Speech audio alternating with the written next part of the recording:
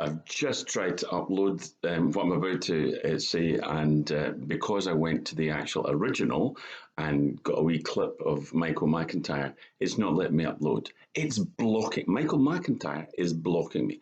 Basically, as hopefully you recognise, I will take my prompts as thoughts from God from various sources. I don't usually. I'm trying to think. There's one by Shimon, but I don't normally take stand-up comedy as my source. But it's just sometimes what I think stand-up comedians do, especially the observational ones. They're just very good at illustrating the way people are. So the bit that I tried to upload, and it's not allowed to because it's illegal because he has copyright. Um, it's basically Michael McIntyre saying he's really interested in the way that people behave at the cinema because when the lights go down, nobody can see you. And he was just illustrating the fact that once people work on the basis that no one can see what they're doing, their behavior changes. And he gives this really, really wonderful example. He said, have you ever seen people the way they eat popcorn? Well, obviously you can't because one, it's quite dark. Two, you're not really looking at them, you're looking at the screen. But you're saying, when you think about it, when they eat popcorn, it's got this kind of general, you throw it in the general area of your face. If it goes into your mouth, fine. If it doesn't, then that's fine too, because you know that even if it doesn't go into your mouth, you can later just pick it off your body and put it in your mouth.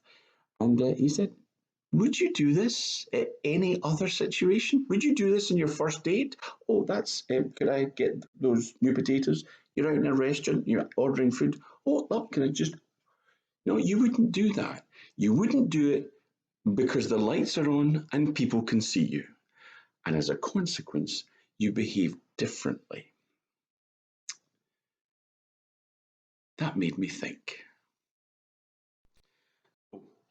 Popcorn aside, what it made me think of is the fact it's not just physically in the dark that your behavior changes when you realize no one can see you. It's a much more profound truth. It's the question, who are you really when no one can see you? There's a famous, would you call it a joke? I'm not sure.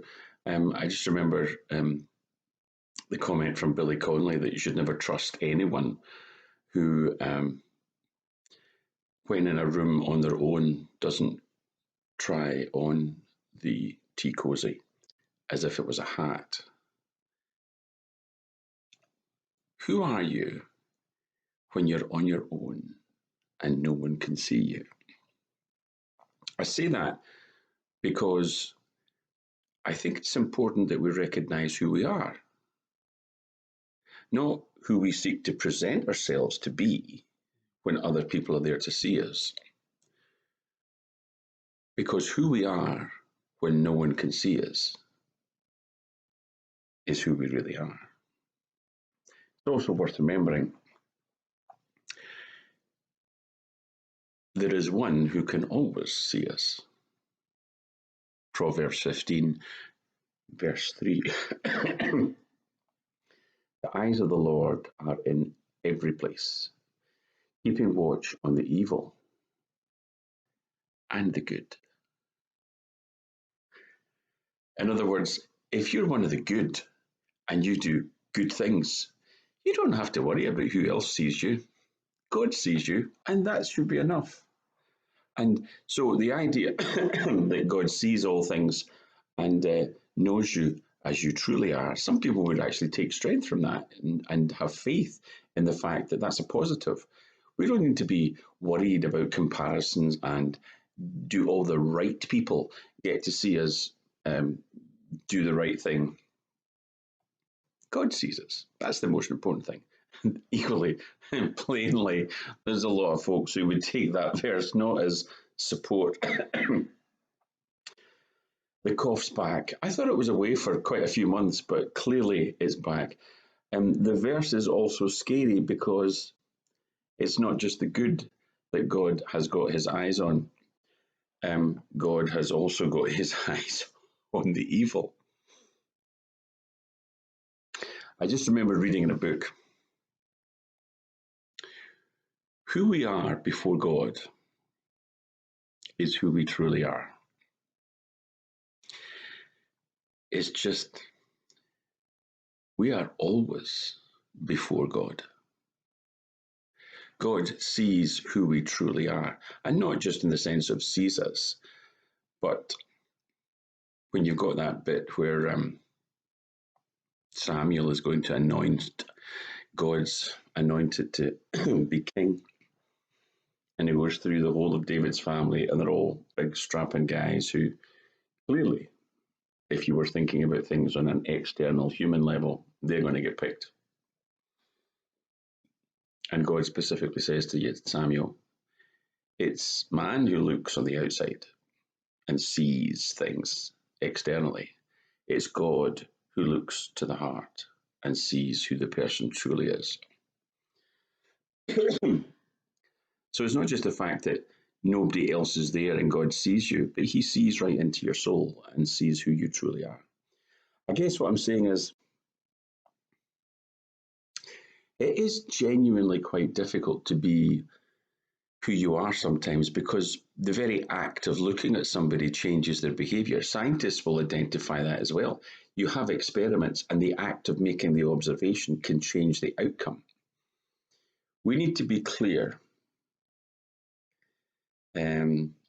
Martin Buber is a famous German theologian, and he had a phrase. He was talking about prayer, and what he said was, I pray that I meet the real thou, meaning God, and I pray it is the real me who meets you. It's not just some kind of finger wagging attack on people who are hypocrites. It's a recognition of the fact that there are times when it's actually quite difficult to simply find out, who am I? What am I truly like? And be at ease with that, because God doesn't get surprised. God doesn't say, you did what? Because he sees you. God never, if you confess some sin, God never says, you thought what? Because he sees who you are on the inside and knows you better than you know yourself. So honesty and transparency is clearly the best policy. It's just using Michael McIntyre as a metaphor rather than a reality.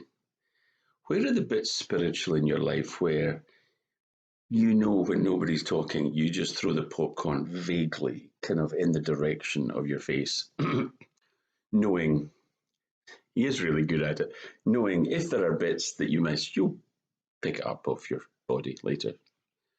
Where are the things that you slip into bad habits because it's just you and nobody else sees the real you? Where is and who is the real you? Who are you when the lights are off and nobody can see you? One, remember, God still sees you, and especially sees who you are in the heart. But moreover, be at ease with the fact that as you are, God loves you.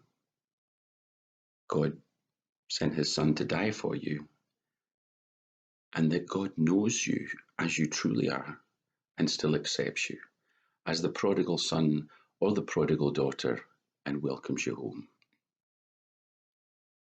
The starting point, however, is we need to be honest about who we are. Who are you? Go with God, because I know God goes with you. Bye.